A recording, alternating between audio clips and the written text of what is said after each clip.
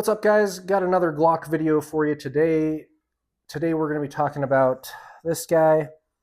That is the 43x, and this is the gun that is going to be replacing my 365 series guns. So I've been going back and forth on it. Finally decided I'm just going to go ahead and make the switch this year. So you won't be seeing the 365s on the channel anymore. I'm going to say that I don't believe the 365 series guns are bad guns. I think for most shooters, those guns will meet your needs just fine. For those of you who are shooting, 10,000 rounds a year or somewhere around there, I think that there will be some issues there. What I have found over the years is that maintaining the SIGs isn't cost prohibitive, but it's more than I want to spend on gun maintenance for a work tool. For the SIG 365s, what I have found is that recoil spring life, some of those springs every now and then will last into the 5K mark.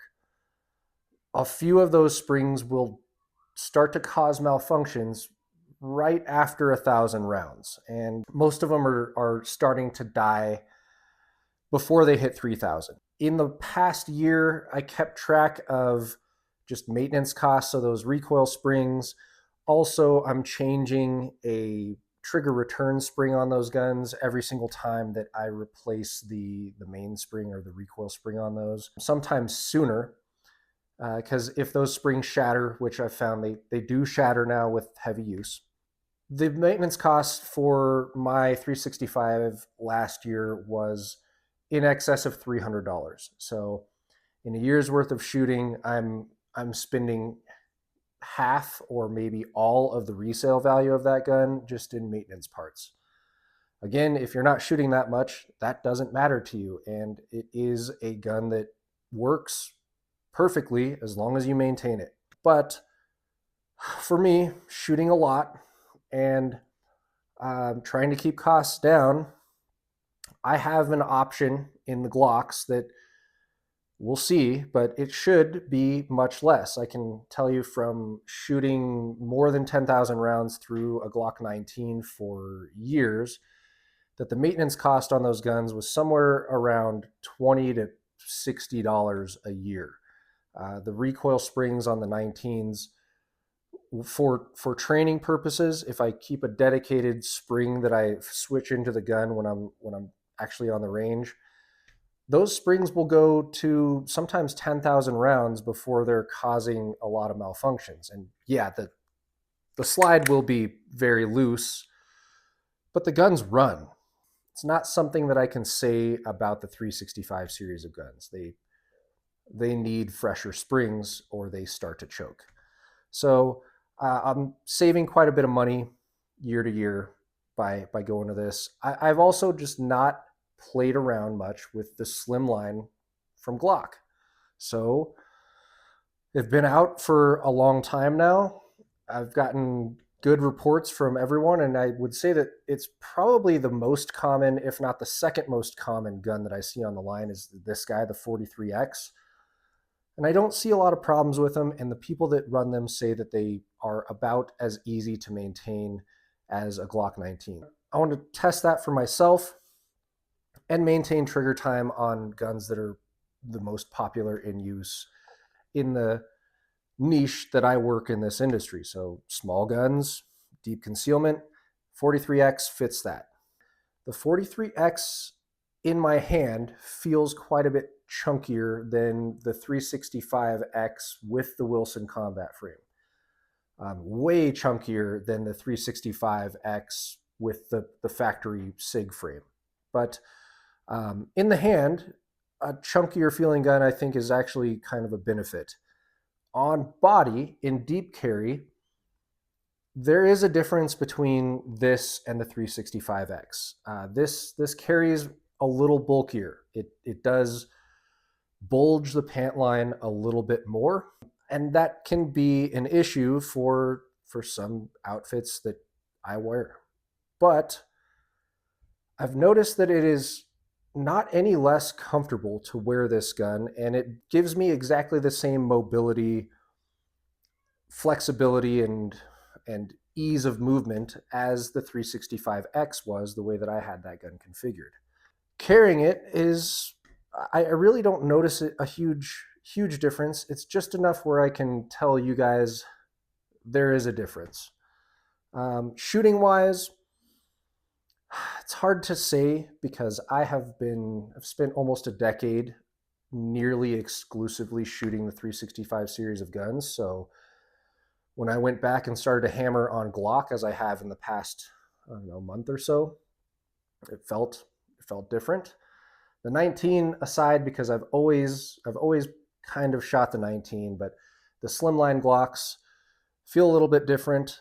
I have done some stuff to address that. I'll go through the gun here in just a second. But shootability, I think when I am spun up on these guns, I think that I will be able to run these with every bit of ease that I ran the 365X. It's a little bit different. Going through the gun, let's just go through how I have this configured as my ideal everyday deep carry micro. The 19 still has its own place, and I will still carry the 19 sometimes. But as something that is smaller, here's how I have this set up. Most of the parts that are on my 19, the changes that I've made to the 19 are present here. I've got a Holosun 407K in green on there. I have the Glock factory sights, and you can see I have done the, we'll go here. I've done the necessary modifications to those factory sights. Glock sights, they're really just placeholders for real sights, is what you'll hear a lot of people say.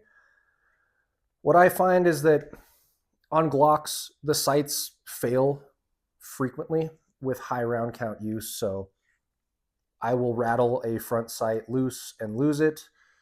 The one that I notice most often, always within the life of a spring, but usually within a few thousand rounds, is the rear sight will start to walk off the left side of the gun.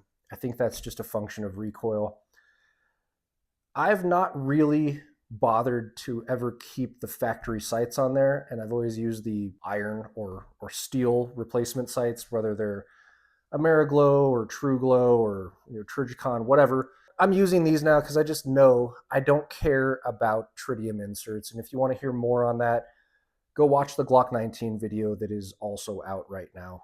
I do an in-depth explanation of the why on that. I have the Shield Arms magazine release because I'm testing the newest generation of Shield mags. This is the Gen 3 Shield mag, so 15 round capacity. So we're getting identical capacity to the Glock 19 in this, but they have a metal magazine catch, and that makes sense to me because if we kept to the polymer magazine catch and we used the magazines that are steel body mags with a cutout for the catch, it would just chew up the plastic on the gun really quickly. It needs metal on metal. So yeah, metal Shield Arms mag catch. The internals of this gun are bone stock, and I intend to keep it that way.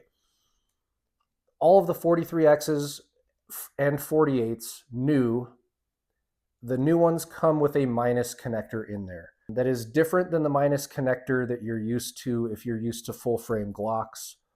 A full frame Glock with a standard connector is a 5.5 pound trigger, and with a minus connector, it's around a 3.5 pound trigger. This gun right here with the minus connector from the factory has a 5.5 pound trigger tested on a trigger gauge. So it's all factory internals with the addition of, you can see it flopping around back here. That is the now made by Langdon Tactical. You guys saw it if you saw the Glock video. That's the SCD striker control device. Guys, maybe I'll add in one more reason that I am kind of happy to move back to Glocks. The striker control device, it is really a good safety feature. I really want that feature on a carry gun, being able to thumb the back plate as I holster this gun. It is a really good hedge against any negligent discharge around the holster. These are the Talon Pros, not the rubberized ones and not the sandpaper ones, but the Pros that they sell are a combination of both of those textures. So there's a rubberized coating that has like the sandpaper skateboard tape on top of it. Yeah, I wasn't sure that I wanted to permanently modify the gun and then not like it. So these are a nice option. They're, I don't know, 30 bucks with shipping, and it's a sticker. You put the sticker on, you hit it with a hair dryer, and you massage it onto the grip, and they last for, this will probably last me half of this year. Nice part is if I decide to go a different direction, I can just peel these off and the gun returns back to normal. There it is, guys, 43X. I put the first 500 rounds through this gun using these Gen 3 shield mags, and no malfunctions, no issues whatsoever. I did use the Gen 1 shield mags. I have a few of them with that first 500 rounds, and I did get some failures with the Gen 1s. All of the failures were with the slide back, inserting a 15 round, a fully loaded mag, and then dropping the slide. All of my Gen 1 shield mags failed to seat that first round at least once during that range session. But no issues whatsoever with the Gen 3 shield mags, and I'm hoping that that is something that sticks around, because I think I've said in past videos, Glocks with shield mags in them, they seem to either run perfectly and they like shield mags, or they don't like any of the shield mags. So hopefully with the Gen 3 shield mags in this 43X, hopefully it eats those up. If it turns out that I cannot use shield mags in these because they're not reliable, having a 10+1 gun in an extremely shootable frame, it is not the worst thing ever. So yeah, that's what you guys are going to see on the channel. When we're talking about micros, you're going to see this 43X doing the bulk of the work there. Other pistol that I'm going to be continued to shoot, is the newly rebuilt G19 that I have the SCS on. So if you want to see more about that, go check that video out. But here we go, guys. This is the 43X that I am running. And yeah, should be good to go if it keeps holding up like these first 500 rounds went. So guys, thank you.